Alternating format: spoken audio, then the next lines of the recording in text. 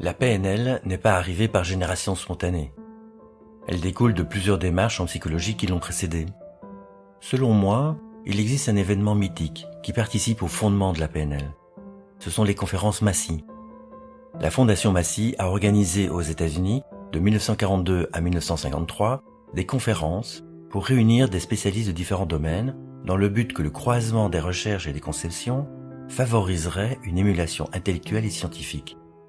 S'y sont succédés Milton Erickson, le père des thérapies brèves, Gregory Bateson, le père de l'analyse systémique, Arturo Rosenbluth, Norbert Wiener, Warren McCulloch, considérés comme les pères de la cybernétique et qui ont présenté la notion de feedback. Dans le même esprit, le MIT organise en 1956 une conférence dans laquelle interviennent Noam Chomsky, linguiste qui a créé la grammaire générative, et George Miller, un pionnier de la psychologie cognitive. Tout était là pour que 20 à 30 ans plus tard émerge la PNL. En 1973, Richard Bandler est étudiant en 4e de psychologie. Il est passionné par la psychothérapie et visionne les vidéos de Fritz Perls, fondateur de la Gestalt-thérapie. Il cherche à reproduire par mimétisme ses expressions verbales et ses techniques jusqu'à son ton de voix. Comme la Gestalt-thérapie est impactée par les théories d'Alfred Korzybski, qui défendait que une carte n'est pas le territoire, c'est-à-dire qu'une personne peut changer si elle change les représentations mentales qu'elle a de la réalité. Ce présupposé deviendra le premier principe de la PNL. Bandler crée un groupe de thérapie avec des étudiants, dans lequel il pratique la Gestalt. Mais comme il a du mal à expliquer aux autres comment il procède, il demande à John Grinder, professeur de linguistique dans cette université, de venir l'observer pour le modéliser, c'est-à-dire décrire ce qu'il fait. John Grinder a travaillé pendant 1 an dans le laboratoire de George Miller et il a appris la modélisation. Il est de plus passionné par la théorie linguistique de Noam Chomsky et sur cette base, il crée le métamodèle, le premier outil de PNL, qui est une technique verbale de questionnement. Bandler habite dans la même rue que Gregory Bateson, comme il avait fait auparavant avec Jay Haley et John Wickland, 2 pionniers de l'analyse systémique.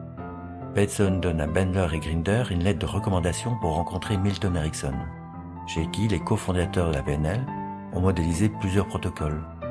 Ils ont ensuite modélisé Virginia Satir, systémicienne et première directrice d'Esalen, qui est un centre d'expérimentation et de formation pour les psychothérapies humanistes.